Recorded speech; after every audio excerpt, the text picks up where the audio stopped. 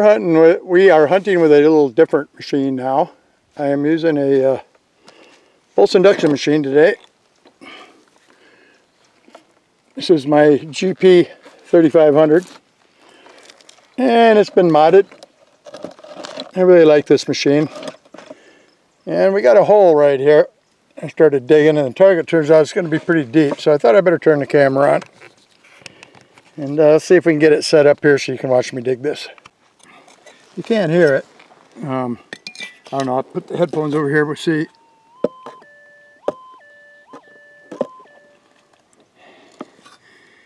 Something pretty good size, pretty deep here. We're into the dry stuff now. Got good rain.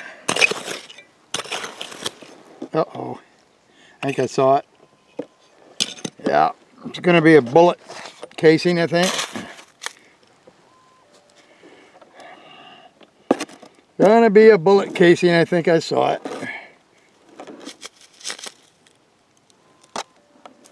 There it is.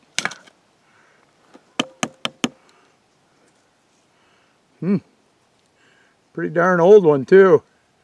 Looks like it's off a 410 shotgun, maybe. Yeah, pretty old. But wrong color. Looking for gold here. Pulse induction is a much different animal, and I'm able to go much deeper than I can with a VLF detector. And yeah, let's work our way up the wash here, see what we can come up with. Yeah, I'm in a new wash. Haven't found anything yet but trash. Prospecting today. Out looking for a new spot. Kind of hot and humid. A little bit of a breeze coming up, that'll be nice. Finding some targets, but they're just not gold. And I'm not real familiar with this area right here. We got some gold in the wash just over the hill last spring. And so I thought I would come up here and do a little investigation and look around for some new spots. The material's right here. And thing is, there's no evidence the old-timers worked it at all, which doesn't mean anything. Sometimes the wash just wasn't rich enough for them to spend the time in there working it. And like I said, I'm using pulse induction today.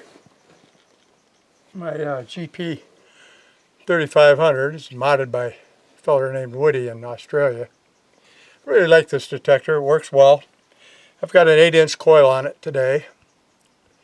And one of the nice things about the pulse induction units from Minelab, the older ones and the newer ones, is you can switch coils. And there's a wide variety.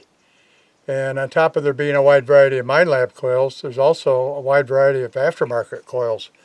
Companies like Nugget Finder and Coil Tech and other companies out there actually make coils that they consider better than the manufacturer's coils for these machines. Now, I've got a Minelab Commander coil mono on the machine right now. I really like the Minelab coils, and there are some of the other brands I do use occasionally. But the fact that I can change coils from all the way down to a 6-inch up to 24 and 30 plus inch coils that's a big deal. My GPZ 7000 is a great machine, but it's limited. I mean, I got to run a 14-inch coil on it, 14 by 12, and for tight places and rocky ground and a lot of brush around, it's just not the right machine for the job. And with an 8-inch coil on this machine, I can get in the tight crevices and around the rocks and in places I couldn't get with that 14-inch coil. And I've always explained to people that when you're out in the field, if you've got a 16-inch round coil on your machine and you have to lift it up every couple feet over rocks and shrubs and whatnot, you're really not getting the advantage of that big coil to get more depth. And with pulse induction, when we put on a 16-inch coil or a 6-inch coil, there's a big difference in how deep that machine's going to go and what size nuggets it's going to concentrate itself on. And bigger coils means deeper, bigger gold. And it's going to lose some of its sensitivity to the smaller stuff. Whereas VLF will maintain its sensitivity to small gold pretty well. And you're not going to get as much depth when you switch coils. You're going to get more ground coverage will be the key factor between a 14-inch VLF coil and a 6-inch VLF coil. With pulse induction, it's much different. Especially in mineralized ground, these things will punch deep. And I mean punch deep. So it's nice to have the ability to change coils to fit the conditions. And I guess as far as my detectors go, my pulse induction unit is the most versatile of all of them. And it's the one I probably use the most. And as the fall starts getting closer and closer, which it is right now, I'm going to be using this machine more and more. And some of my other detectors. I have a GPX 5000, which I really like. And it has its purpose and its place. And knowing which detector to use because of ground conditions or depth and a lot of other factors is a key, is one of the main keys to becoming successful at nugget shooting. If you're out there with the wrong equipment, your chances of success are a lot slimmer. And if you're out there with the right equipment, it's just the opposite. I feel I'm out here with the right equipment today, but I don't know if there's any gold in this darn wash. We're going to give it a heck of a try. I'm going to drink some Gatorade and relax here for a minute. And we got a lot of rain last night. There's actually water standing in the deep spots in the wash. The animals take advantage of that. I'm going to work my way up this wash a little bit and putter around until it gets too hot for me to enjoy myself. And I just wanted to explain a little bit about pulse induction units and why I use them. And for gold nugget hunting, I'm going to go out on a limb and say, for me anyway, the pulse induction machine is probably my #1 choice if I could only have one detector. I would have a GP, Minelab GP or GPX, Garrett ATX, something along those lines, the TDI from White's. Pulse induction. More versatile, more choices of coils, better depth in mineralized ground. But man, I'd sure hate to give up my VLF detectors because they sure come in handy in places where they're needed. That's why I've told you before that I run several detectors. I have 2 pulse induction, a zero voltage transmission technology. That's the ZVT. That's the 7000. And my VLF beepers. A coin machine. I like to have what I need when I get out in the field. It's very frustrating to get out there and not have the machine you need. Well, anyway, I'm babbling here. It's hot. I'm going to drink my Gatorade and go hunt a little bit here. If I get over another target, I'll fire this camera back up. Hopefully I'll find a little piece today. If not, I still got out to some beautiful country I've never seen before. This is really something in here. Really something in here. The club claim's just over the hill. This didn't show any claims on it when I looked it up this morning, so anyway, I'm going to go putter around some more. Yeah, doing a little cross-country walk here in the desert. And looky what's right over there. That big gray pile, that's a mine. And see the rocks piled up here. That's a little road I'm walking on here. Look how green it is out here. But hey, let's go check out the mine. It's right over there. Here we go. Well, here's where they had their equipment mounted. And this most likely hauled the ore up out of the shaft, or the people, or both.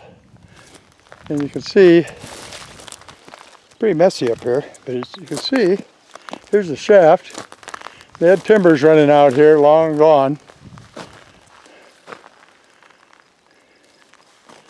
Here is the shaft. Not very deep.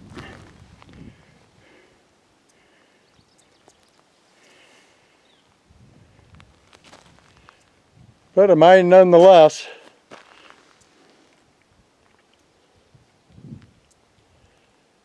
They moved a lot of rock out of that hole, didn't they?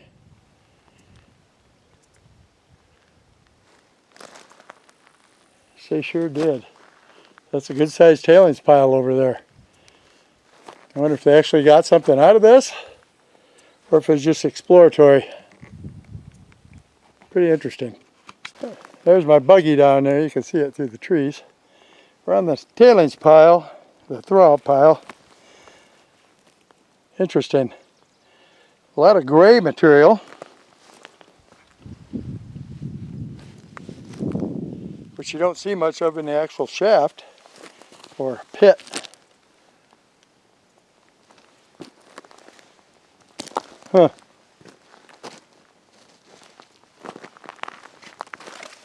Dead choya. I don't know if this is some of the ore they were after. Hard to say. Not being a geologist, but there's a lot of iron in that. It's interesting the pile's gray like that, and the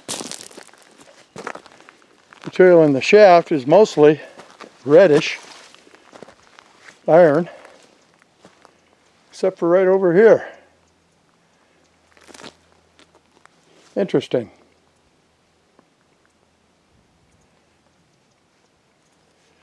Yep, interesting. Well, that's it for the shaft tour here. I can shoot her out. Well, another good day in the desert.